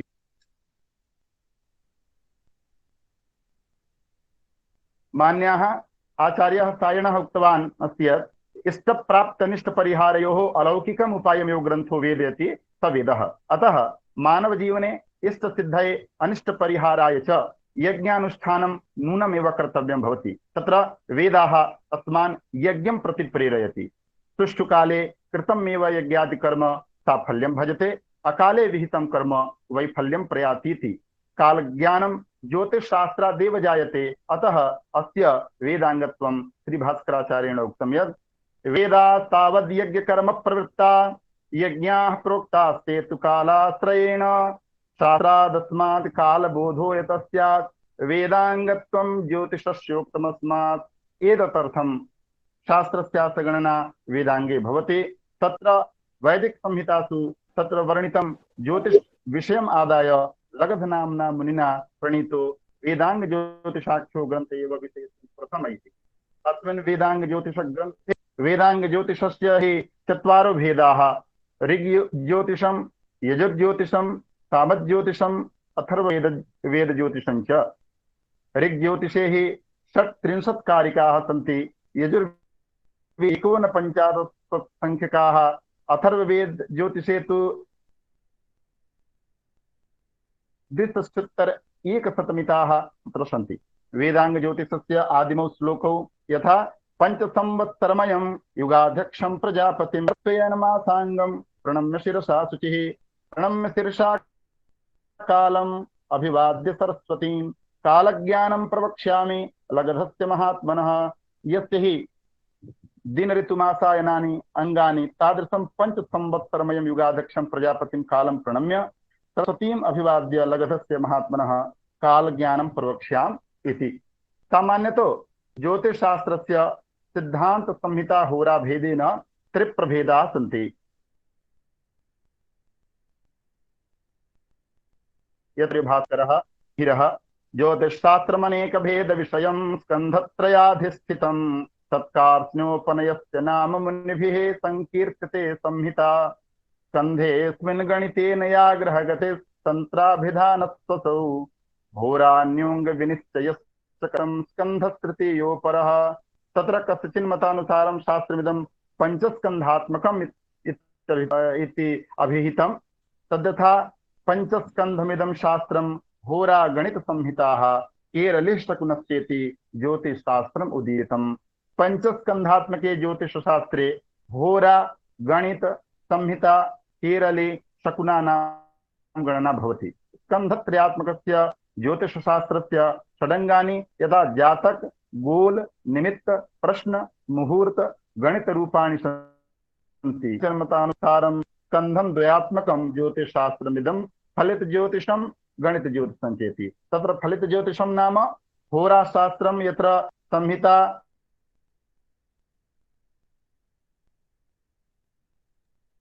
शास्त्रयोः समन्वयो वर्तते, तथा गणित ज्योतिषं नाम समग्रं गणितशास्त्रं यत् ज्योतिषशास्त्रस्य मूलाधारत्वेन स्वीकृतं विद्यते। क्रमेऽस्मिन् संक्षेपेण सिद्धान्तस्कन्धस्य प्रतिपादनं क्रियते। सामान्य रूपेण सिद्धान्तस्कन्धे पाङ्गनिरूपणं वर्तते। आचार्य भास्करेण स्वकीये ग्रन्थे सिद्धांत शिरोमणौ उक्तं यत् यस्मिन् तृतीयादि प्रलयान्त कालावधि गणना कालमानानां सौर सावन नक्षत्र चांद्रादि भेदानां निरूपणं, गतिभेदानां विवेचनम्, अंक बीज गणित प्रदर्शनम्, उत्तर सहितेन प्रश्नानां विवेचनम्, भूमेः स्थितिः स्वरूपं गत्यादीनां निरूपणं, ग्रहाणां कक्षाक्रमः, वेदोपयोगे विविध यंत्राणां वर्णनं प्राप्यते। तैव खण्डः सिद्धान्तस्कन्धः। तद्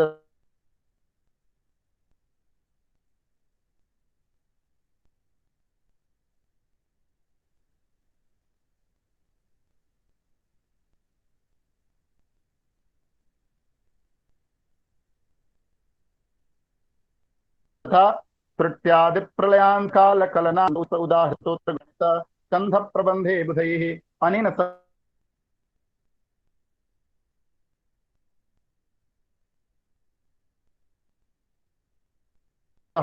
अधिक मास, क्षय मास, प्रभवादि शशि संवत्सराणि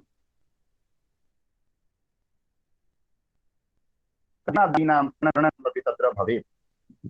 सिद्धान्तस्य महिमा अपि तत्र वर्णितो विद्यते। जातक संहिता सगणित स्कन्धैकदेशायपि ज्योतिषशास्त्र विचारसार चतुर प्रश्ने स्वकिंचित्रः, यः सिद्धान्तमनंत युक्ति विततं नो वेत्ति भीतौ यथा, राजा चित्रमयोऽथवा सुघटितः काष्ठस्य कंठीरवः। सिद्धांत क्षेत्रे पितामह वसिष्ठ रोमक पौलिस सूर्य सिद्धांत समवेताः पंच सिद्धांताः प्रमुखाः सन्ति। एतेषां सिद्धान्तानां चर्चा आचार्यो वराहमिहिरः स्वकीये सिद्धांत ग्रंथे पंच सिद्धांतिकायां तो विद्यते। क्षेत्रेऽस्मिन् आर्यभटस्य ग्रन्थः आर्यभटीयं ब्रह्मगुप्तस्य ब्राह्मस्फुट सिद्धान्तः आचार्य भास्करेण रचिताः ग्रन्थाः सिद्धांत शिरोमणिः लीलावती आचार्य कमलाकर भट्ट महोदयेन विरचितः सिद्धांत तत्व विवेक प्रभृतयः ग्रन्थाः प्रामुख्येन सर्वत्र जनैः समाद्रियन्ते। ज्योतिषशास्त्रस्यास्य द्वितीय स्कन्धो वर्तते संहिता स्कन्धः। भवतां विद्वद्वरेण्यानां समक्षे संहितायाः प्रतिपाद्य विषयाणाम् उपस्थापनं करोमि। दिनकदादीनां ग्रहाणां चारा तेषु च तेषते विकृते प्रमाण वर्ण किरणस्थिति संस्थाना समनोदय मार्ग मार्गांतर वक्रानुवक्र ऋक्षग्रह समागम चारादिभिः फलानि नक्षत्र कुर्म विभागेन देशेषु अगस्त्याचारः सप्तर्षिचारः ग्रह भक्तयो नक्षत्र व्यूह ग्रह श्रृंगाटक ग्रह युद्ध ग्रह समागम ग्रह वर्ष फल गर्भ लक्षण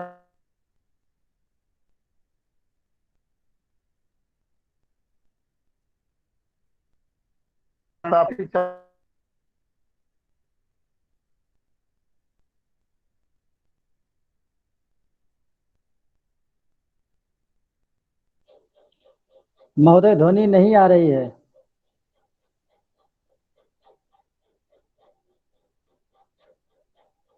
तिवारी महाभागा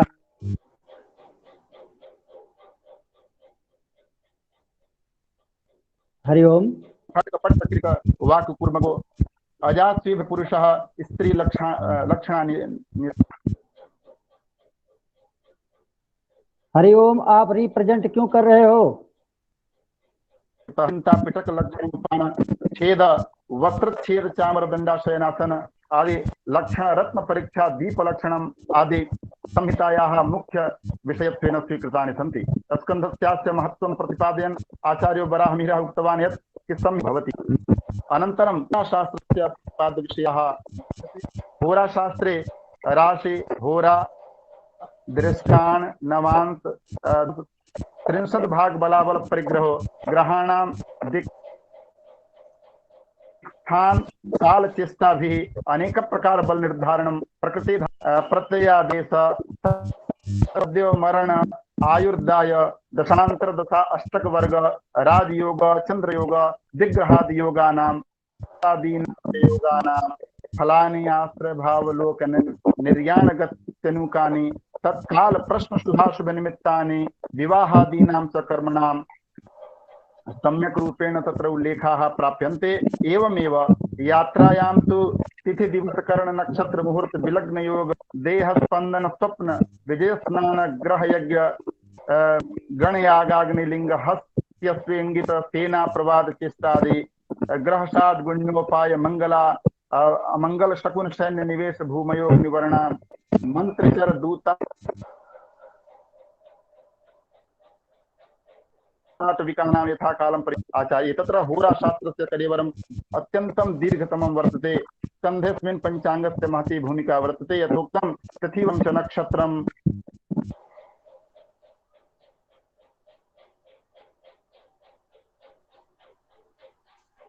योग शुक्लपक्षे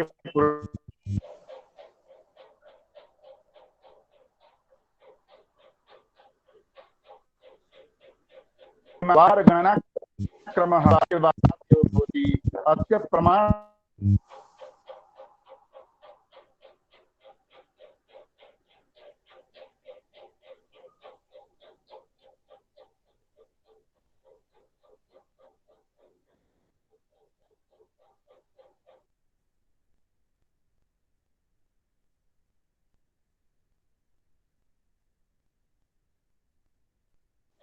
तिरुमणौ लंका नगर्याम् अथर्वज्योतिषे अस्य वारक्रमस्य आधारो वर्तते अस्माकं वेदांगे चक्षुत्पानीयमिदं ज्योतिषशास्त्रम्। क्रमस्यास्य आधारः गगनमण्डले ऊर्ध्वाधररूपेण परस्परं स्वस्वभ्रमणमार्गे भ्राम्यमाणा एव सन्ति। यथोक्तं मंदामरेज्य भूपुत्र सूर्य शुक्रेन्दुजेन्दवः परिभ्रमन्त दोधस्ता सिद्धा विद्याधरा घना। एवं आचार्य भास्करेणापि अयमेव क्रमः उपस्थाप्यते। भूमे पिंडे शशांक य कविरविकार की नक्षत्र कक्षाः अनेन क्रमेणैव चतुर्था दिवसाधिपाः इति वचनेन ग्रह कक्षा क्रमे परस्परं चतुर्थ कक्षाधिपतिः वाराधिपतिरेव भवति। नक्षत्राणि सप्तविंशते संख्यकाः भवन्ति। सा भिजित् अष्टविंशति वक्तुं शक्यते। अश्विनीतः रेवती पर्यन्तानि नक्षत्राणि कथितानि सन्ति। योगाः अपि सप्तदशः विष्कुम्भादि वैधृति पर्यन्ताः योगा भवन्ति। करणानि 11 करणानि भवन्ति। तत्र भवादि सप्ततु चलकरणानि शकुनादि 4 च स्थिराणि रूपाणि परिगणितानि सन्ति। पञ्चाङ्गस्य दशाधिपतयः भवति। प्रसङ्गेऽस्मिन् एतेषां चर्चा महत्वपूर्णा अस्ति। शैलेश महोदय, शैलेश महोदय। आम् महोदय, जनानां किञ्चित् ध्वनिः श्रूयते वा? जी जी, जनानां किञ्चित् एतदस्ति, किञ्चित् हिंदी भाषया अपि भवतु चेत् किञ्चित् वरं भवति। अवश्यमेव जी।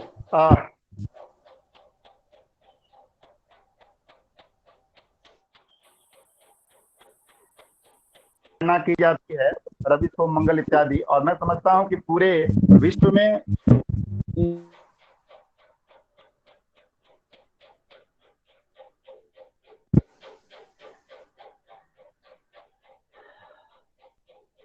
आपकी ध्वनि कट रही है।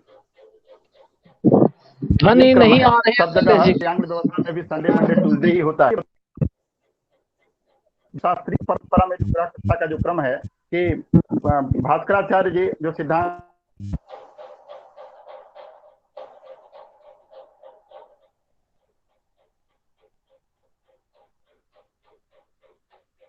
नेटवर्क की समस्या हो रही है बाकी।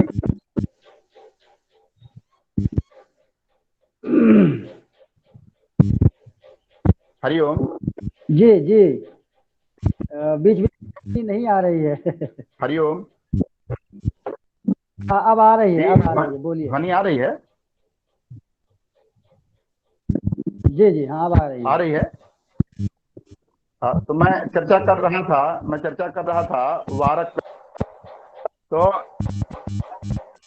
मूल आधार है वो हमारे ज्योतिष शास्त्र में जो ग्रह कक्षा क्रम है, जिसको प्राचीन ग्रह कक्षा क्रम कहते हैं।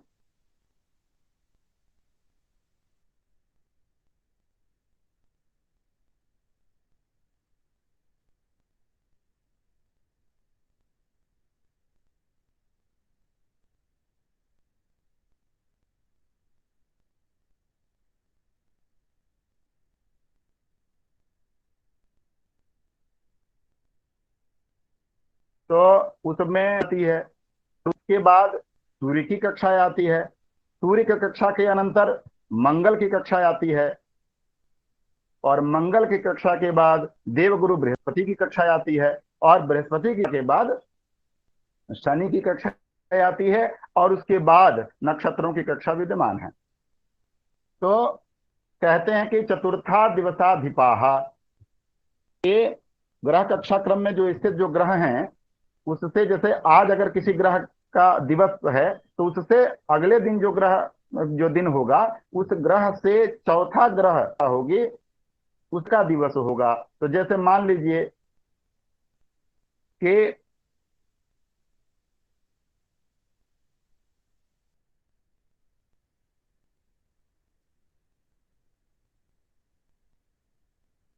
ऊर्ध्वाधर क्रम से सबसे ऊपर शनि की कक्षा है।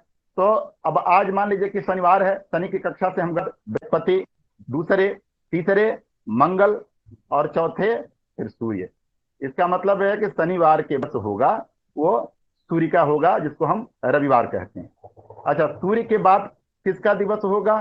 तो सूर्य के बाद ग्रह कक्षा क्रम में नीचे शुक्र की कक्षा आती है, फिर बुध की कक्षा आती है, और चौथी कक्षा चंद्रमा की आती है। तो सूर्य के बाद माने रविवार के बाद से चंद्रवार आ जाएगा। तो ग्रह जो दिवस की जो गणना है उसका मूल आधार हमारे ज्योतिष शास्त्र में वर्णित है।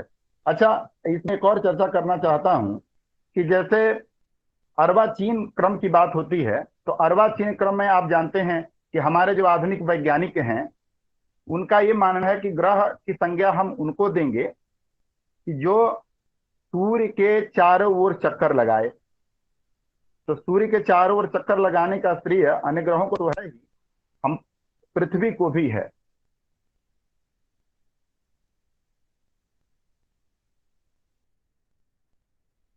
लेकिन वो चंद्रमा को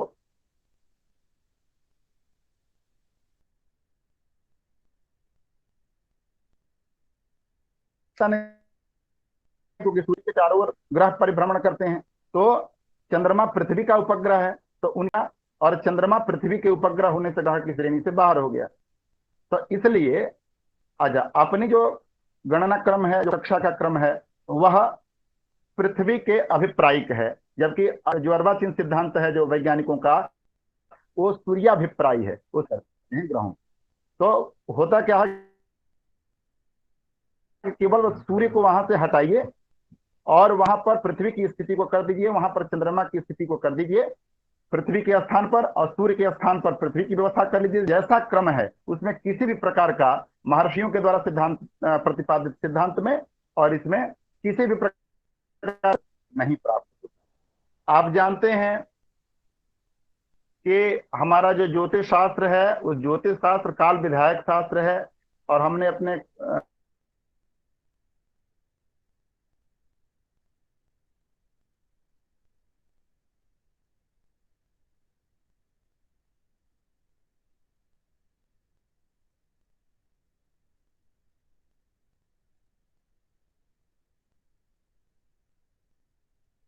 तो महर्षियों ने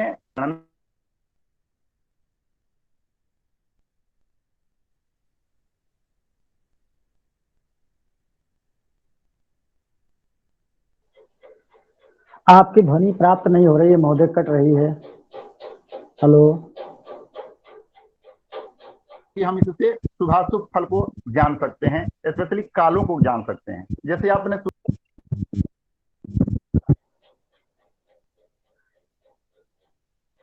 का एक मूल आधार जो ज्योतिष शास्त्र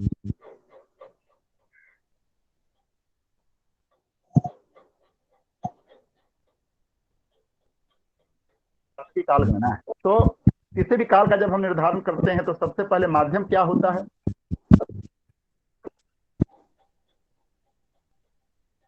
नहीं जान सकते। इसके लिए पहला जो माध्यम आता है हमारे समक्ष होता है पंचांग। सभी के स्थानाभिप्रायिक पंचांग बनते हैं। तो पंचांग है, नाम से ही गुण देख लीजिए कि 5 अंश में समाहित हैं। 5 अंगों में क्या है? पहला तिथि है, दूसरा वार है, तीसरा नक्षत्र है, चौथा योग है और करण है। किसी भी प्रकार के मुहूर्त के संपादन में इन सभी चीजों की आवश्यकता मुख्य रूप से हमको होती ही होती। तो नक्षत्र 27 होते हैं, और अभिजित को अगर जोड़ दिया जाए, क्योंकि अभिजित जो है वो स्वतंत्र नक्षत्र नहीं है, उत्तराषाढ़ा का 15 घटी और श्रवण के 4 घटी, कुल मिलाकर के 19 घटी का मान अभिजित नक्षत्र का होता है। जबकि आप जानते हैं कि एक मध्यम मान से एक नक्षत्र का मान, तो 60 घटी का न होने से 28 नक्षत्रों की गणना नहीं करते हैं, तो ये कहते हैं कि नक्षत्र 27 हैं तो 28 नक्षत्र होते हैं। योगों के बाद विष्कुंभादि योग होते हैं, वो अपने नाम के जैसा फल करते हैं। विष्कुंभा प्रीति आयुष्मान सौभाग्य शोभन इत्यादि क्रम लेकर के और वैधति पर्यंत 27 योग हैं जो अपने नाम के जैसा शुभाशुभ फल।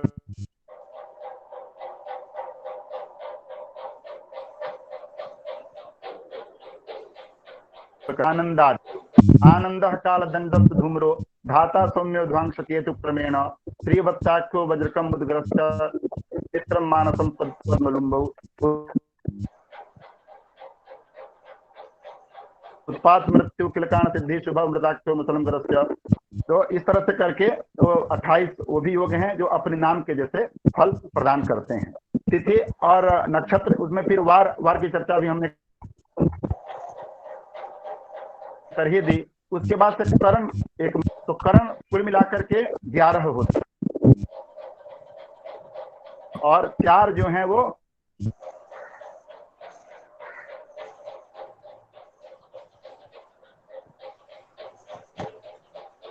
स्थिर करण होते हैं।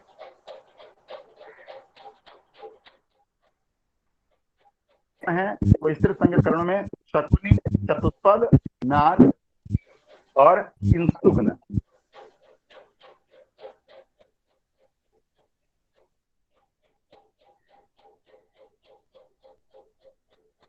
करणों में इनकी गणना होती है। विष्टिकरण है जो हम भद्रा पंचांग में देखा करते हैं, वो विष्टि का ही नामांतर भद्रा कहलाती है। उसका स्थान विशेष से, चंद्रमा के राशि विशेष से मृत्युलोक, स्वर्गलोक एवं पाताल लोक में भद्रा का वास है, ऐसा माना जाता है कि सिंह करके द्वये मर्ते स्वर्गे अजा त्रैलिगे प्रिय धन अदा भद्रा तत्रैव तत्फलम। इस तरह से तो विष्टि जो करण है वही भद्रा है। और उसके बाद पंचांग जब हम देख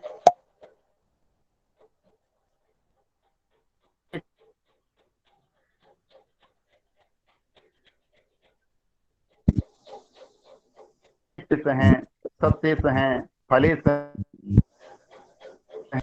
वीरशेष हैं, इस तरह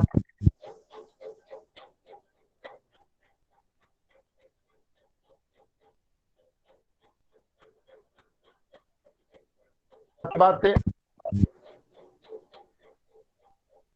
होरा की जब हम चर्चा करते हैं तो सबसे पहले नक्षत्रों के बाद नक्षत्रों के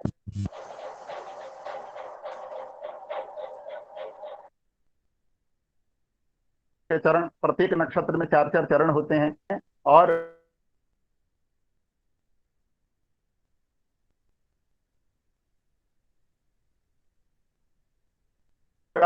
चूचे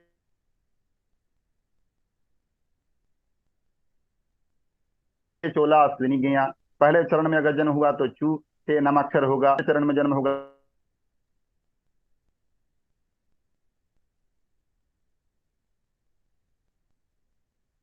तो चे से होगा, तीसरे चरण में होगा तो चो से होगा।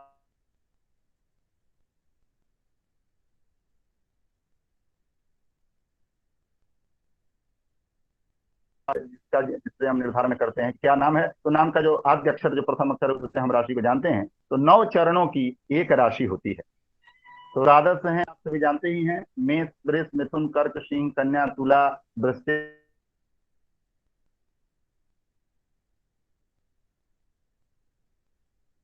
स्वामी भी हैं। और चंद्रमा को राजा की संज्ञा है, जिसकी भी सिंह राशि होती है उसके जो अधिपति होते हैं वो भगवान सूर्य होते हैं।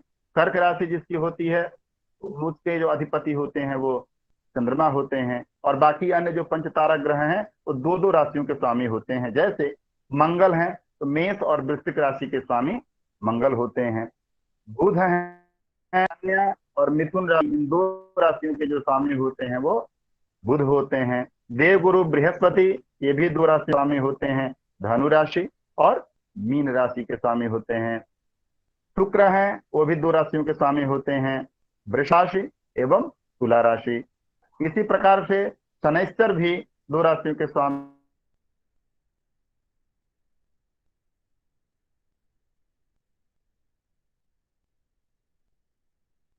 ग्रहों के राशि के अनंतर हम बात हैं कौन से शुभ ग्रह हैं और कौन से पापक ग्रह हैं। तो नितांत शुभ रूप में हमें 2 ग्रहों की प्राप्ति होती है। पहले हैं देवगुरु बृहस्पति और दूसरे हैं देवगुरु शुक्र। ये 2 नितांत रूप से शुभ ग्रह माने गए हैं।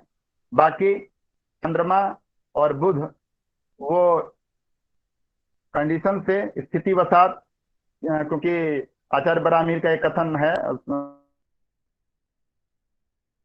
कि क्षीणेन्द्वर्क मही सुतार्क तनुधैस्तरुतः, यानी कि क्षीण इंदु का अभिप्राय है कि जो क्षीण है। जैसे शुक्ल पक्ष में पंचमी तक और कृष्ण पक्ष में पंचमी के बाद से लेकर के पंचमी तक, यानी कि कृष्ण पक्ष के पंचमी से लेकर शुक्ल पक्ष के पंचमी तक सिंबल माना जाता है। तो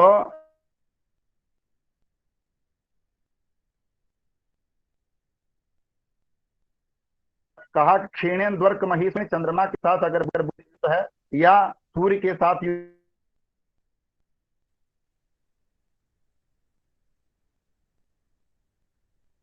या अर्क तन यानी कि तन के साथ अगर युति है, ये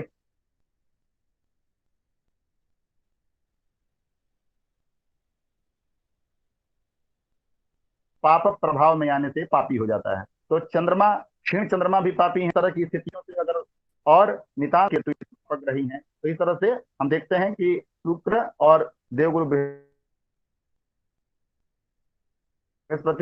ये शुभ हैं। इसी तरह से फिर फलादेश के विषय में ग्रहों के बलाबल जानने के लिए उच्च और नीच की गणना है कि अज वृषभ मृगांगना कुलीराज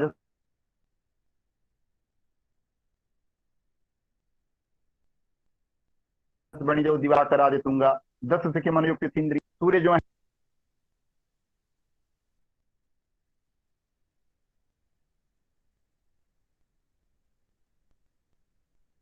चंद्रमा जो है वृष राशि में ऊंचे के होते हैं, मकर राशि में ऊंचे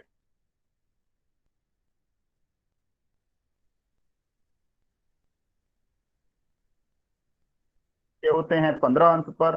देवगुरु बृहस्पति कुलीर यानी कि कर्क राशि पर ऊंचे होते हैं 5 अंश पर। और इसी तरह से जो शुक्र हैं वह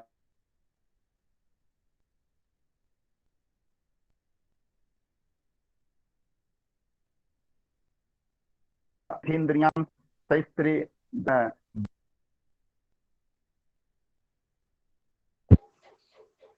महोदय और जिस राशि में उससे संक्षेपीकरणं क्रियताम्।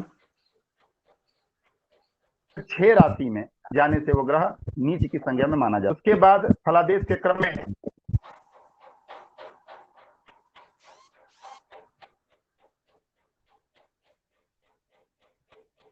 हरिओम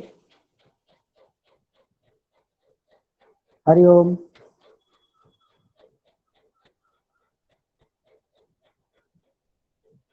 तिवारी महाभागा होरा शास्त्र में मूल त्रिकोण की चर्चा आती है कि लोग हैं हरिओम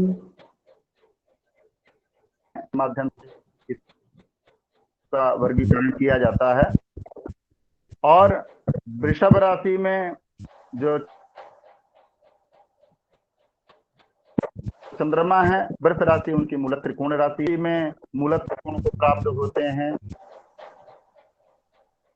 जो बुध हैं वो कन्या राशि में मूल त्रिकोण को प्राप्त होते हैं। और जो शुक्र हैं वो तुला राशि में मूल त्रिकोण को प्राप्त होते हैं। और जो शनिश्चर हैं, जैसे अभी हमने पूर्व में बताया है कि मकर और कुंभ 2 राशियों के क्रमशः स्वामी हैं शनिश्चर। लेकिन जब जन्मांग चक्र का जब हम निर्माण करते हैं तो जन्मांग चक्र में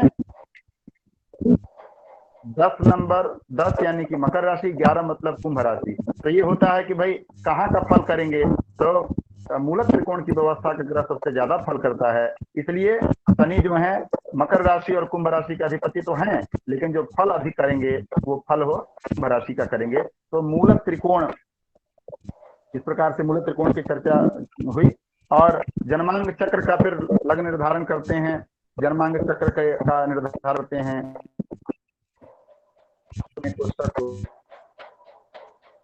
होते हैं, जिसको तनु, धन, सहज, सुख, सुत, ऋण या रोग या रिपु और जाया, मृत्यु, भाग्य, कर्म, लाभ और व्यय इस नाम से उनको जाना जाता है। उनसे सत्ता दोनों स्थान पर विचार किया जाता है। और इस बाद ग्रहों की दशा है, ग्रहों की यंत्र दशा है। हरिओम महोदय, शैलेश महोदय हरिओम। शैलेश महोदय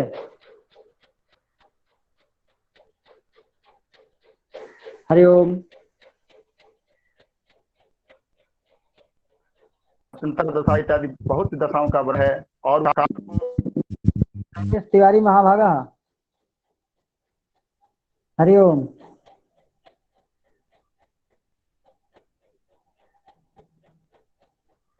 के निमित्त इस शास्त्र का उपयोग समाज में करके अगर व्यक्ति मानव के उपयोग के लिए अगर शास्त्र का उपयोग करता है तो मैं समझता हूँ। शैलेश महोदय किंचित क्रियताम।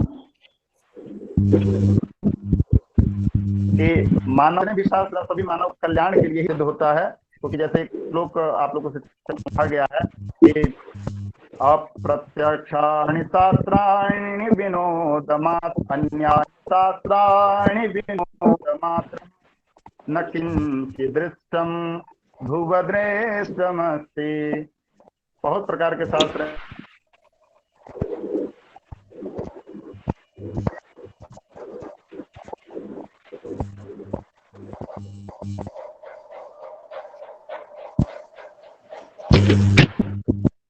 आचार्यः ते इदानीमपि महोदयः। हरि ओम। तो में प्रत्यक्ष भाव नहीं होता है, तो कुछ दिखाई नहीं देता। शैलेश तिवारी महाभागा। हरि ओम। शैलेश महोदय।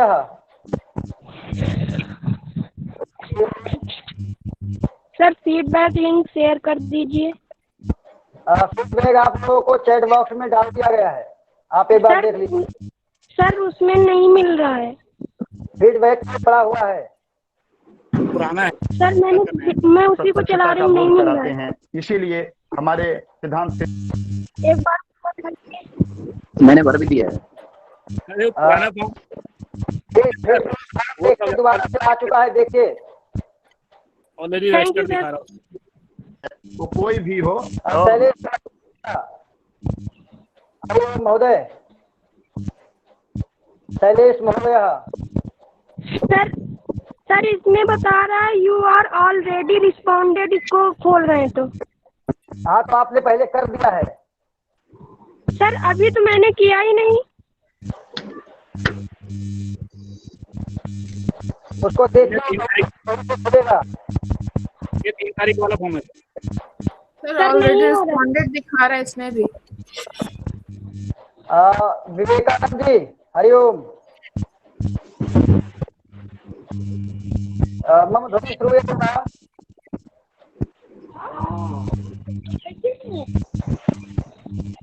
हरि ओम।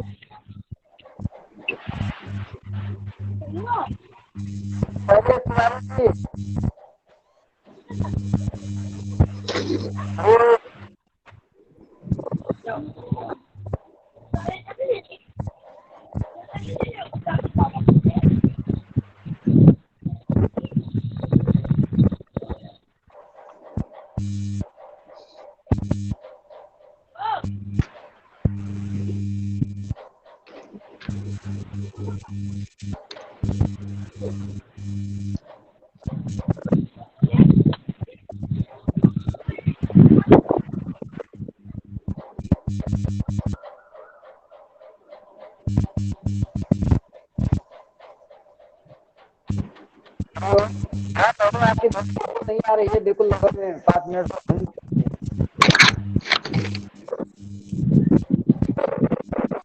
नहीं हो रही है।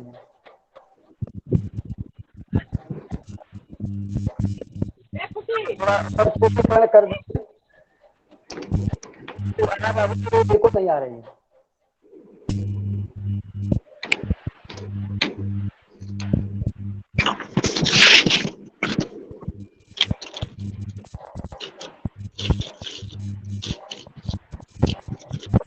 आवाज नहीं आ रही है मोबाइल।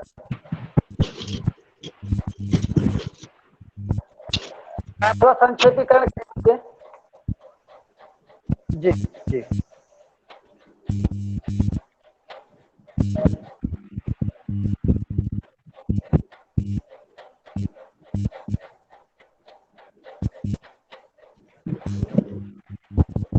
इदानीम् आगच्छन्ति, तत्र किञ्चित् नेट्वर्क् प्राब्लम् अस्ति, वारं वारं डिस्टर्ब् भवति तेन।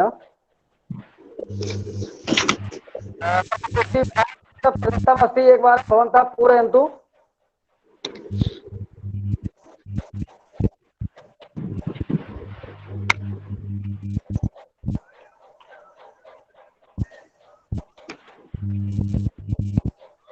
एक बार जरा फीडबैक फॉर्म दोबारा भेजिए, क्योंकि वो पुराना वाला लोग खोल रहे हैं, वो खुल ही नहीं रहा है।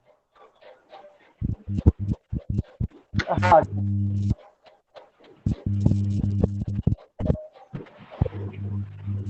बस 2 सेकंड में आ रहा है, बिल्कुल जब आप लोगों के प्रति जो है प्रतिपुष्टि फॉर्म आ रहा है।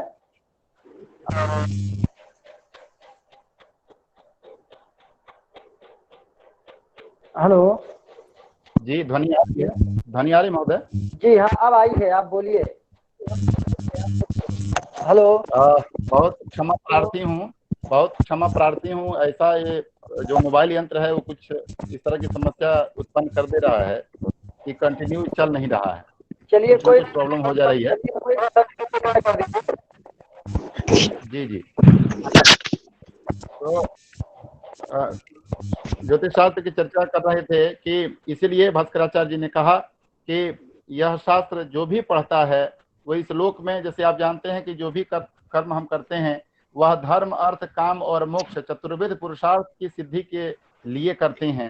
तो उसको इस मानव जीवन में धर्म की प्राप्ति, अर्थ की प्राप्ति, काम की प्राप्ति और यश की प्राप्ति मुख्य रूप से होती है। और मेरा मानना है ऐसा कि अगर जीवन में इस पृथ्वी पर रहते हुए अगर धर्म, अर्थ, काम और यश की प्राप्ति हो गई तो निश्चित रूप से यहाँ पर न रहने पर भी मोक्ष की प्राप्ति अवश्य ही होगी। और ये कह करके गुरु पूर्णिमा के शुभ अवसर पर सभी गुरुओं के चरण कमलों में प्रणाम करते हुए सभी मित्रों को बहुत बहुत धन्यवाद और सभी के जीवन में मंगल हो और गुरु पूर्णिमा की आप सभी को ढेर सारी बधाई। इतना कह करके अपनी वाणी को विराम देता हूँ। जयतु भारतम, जयतु संस्कृतम।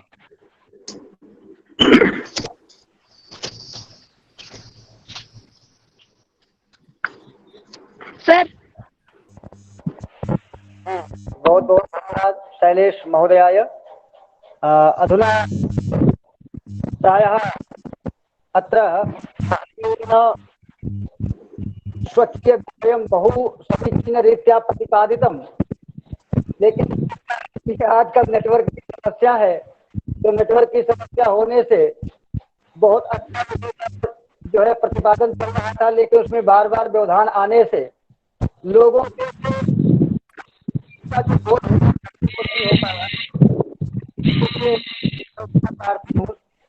मुख्यमंत्री भी मैं सभी प्रतिभागियों से मैं क्षमा प्रार्थी हूँ, क्योंकि क्या है जो होना चाहिए वो खुद नहीं हो पा रहा है। हमारे लोगों का जो है व्याख्यान आप लोगों ने सुना है, उसके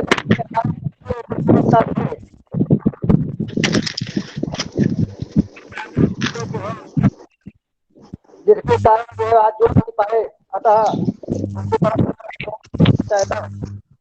और अब इसी क्रम में जो है हम धन्यवाद ज्ञापन के क्रम में हमारे भारतीय सेना में कार्यरत हमारे मित्र प्रदीप चंद्र ढोडियाल जी हैं, जो धर्म शिक्षक के पद पर नियुक्त हैं भारतीय थल सेना में, और मैं उनसे निवेदन करता हूं, क्योंकि वो हमारे मित्र भी हैं और संस्कृत के अच्छे ज्ञाता हैं, डॉक्टर इन्होंने यहीं से प्राप्त की है, तो मैं डॉक्टर प्रदीप चंद्र ढोडियाल महोदय से निवेदन करता हूं कि धन्यवाद ज्ञापन करने के लिए आप धन्यवाद ज्ञापन जो हमारे मुख्य वक्ता हुए और जो प्रतिभागी हैं तथा हमारे जो भी इसमें कार्यक्रम में सम्मिलित हुए हैं सभी लोगों को धन्यवाद ज्ञापन करने की कृपा करें। प्रदीप